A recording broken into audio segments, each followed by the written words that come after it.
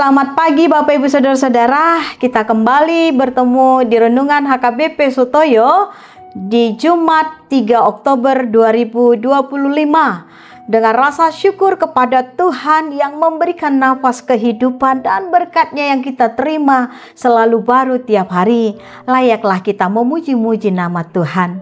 Kita beribadah hari ini, mari kita berdoa.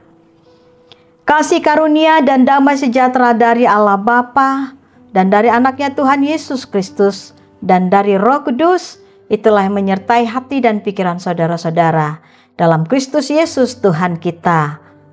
Amin. Bapak Ibu Saudara-saudara, firman Tuhan menyapa kita tertulis dalam kitab Yakobus pasal yang keempat ayat yang ke-15. Demikian bunyinya, sebenarnya kamu harus berkata, jika Tuhan menghendakinya, kami akan hidup dan berbuat ini dan itu. Bahasa Batak, sikat ni imanian dohonomuna, mololomo rohani Tuhani, mangulu mahami, jala bahenon nami maon, dohotan, songonima sahatna. Amang, inang, dan saudara terkasih, nat firman Tuhan hari ini merupakan satu teguran kepada setiap manusia yang hidupnya penuh dengan kesombongan, merencanakan masa depannya tanpa melibatkan Tuhan Allah di dalam perencanaan tersebut. Yakobus mengingatkan bahwa hidup manusia sesungguhnya sangat rapuh, seperti uap yang sebentar saja kita lihat, kita rasakan, lalu lenyap dan hilang.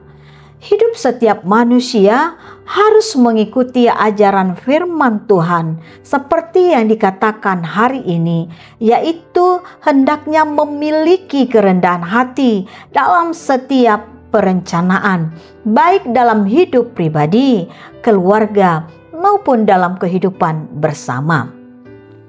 Setiap manusia boleh membuat rencana dengan memakai logika, tetapi harus menyadari bahwa semua yang sudah kita rencanakan tersebut tergantung kepada kehendak Tuhan. Hal ini dapat kita baca dalam perkataan firman Tuhan, jika Tuhan menghendaki, dan seterusnya, yang menunjukkan sikap berserah sepenuhnya kepada Tuhan atas hidup kita ini, baik kesehatan, berkat kehidupan, karir, ekonomi, masa depan, dan sebagainya. Ibu, bapak, dan saudara yang terkasih, kita sangat perlu membuat rencana dalam kehidupan, baik pekerjaan, studi, pernikahan, masa depan anak-anak, dan sebagainya. Dalam setiap perencanaan tersebut, hendaknya jangan mengandalkan pikiran dalam pelaksanaannya dengan kekuatan pikiran, ekonomi, kekuasaan, ketenaran, dan sebagainya. Seharusnya melibatkan Tuhan dalam permohonan, dalam doa, dan ibadah kita setiap saat kepadanya. Semua kita serahkan sesuai dengan kehendak Tuhan, bukan pikiran dan kehebatan kita. Hal ini dapat menghindari setiap manusia untuk tidak terjatuh pada kesombongan diri dan tetap mengingat bahwa setiap manusia harus rendah hati di hadapan Tuhan. Segala kreativitas maupun ketika kita proaktif, ketelitian, perencanaan, hendaknya kita letakkan, kita mohonkan di bawah kehendak Tuhan saja. Demikian firman Tuhan. Mari kita berdoa. Tuhan yang maha baik, yang menganugerahkan budi pekerti kepada kami, akal pikiran sebagai manusia. Tuhan, itu kami syukuri dan terima kasih kepada Tuhan. Mampukan kami Tuhan untuk menjaga hati dan pikiran kami, perasaan kami, langkah kami di dalam kehidupan ini. Baik ketika kami merencanakan segala sesuatu biarlah semuanya itu jadi dalam kehendak Tuhan, bukan kehendak kami. Biarlah hikmat dari Tuhan senantiasa menaungi anak-anak Tuhan di dalam kehidupan kami masing-masing. Tuhan Yesus, kami letakkan seluruh rencana kami ke dalam tangan Tuhan.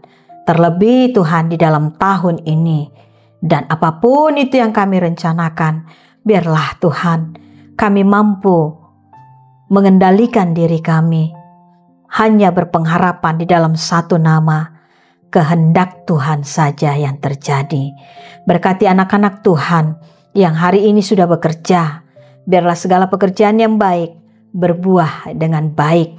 Begitu juga Tuhan, jagailah kesehatan anak-anak Tuhan, berikanlah kesembuhan yang sakit, kekuatan bagi yang lemah, penghiburan bagi anak Tuhan yang berduka. Begitu juga Tuhan, bagi anak-anak Tuhan yang anugerah kehidupan Tuhan berikan, baik anugerah umur yang panjang secara pribadi maupun keluarga, karena ulang tahun kelahiran maupun pernikahan. Berikanlah hidup mereka menjadi berkat dan menjadi bermakna baik bagi dirinya, keluarganya, gereja, dan bangsa kami. Berkatilah Tuhan pemimpin-pemimpin gereja, pemimpin-pemimpin bangsa kami, sehingga mereka bisa memimpin dengan takut akan Tuhan. Terima kasih Tuhan, dalam nama anak-Mu Yesus Kristus kami sudah berdoa memohon kepadamu. Amin. Anugerah Tuhan kita Yesus Kristus, kasih setia Allah Bapa, dan persekutuan dengan Roh Kudus itulah memberkati saudara-saudara hari ini sampai selama-lamanya. Amin.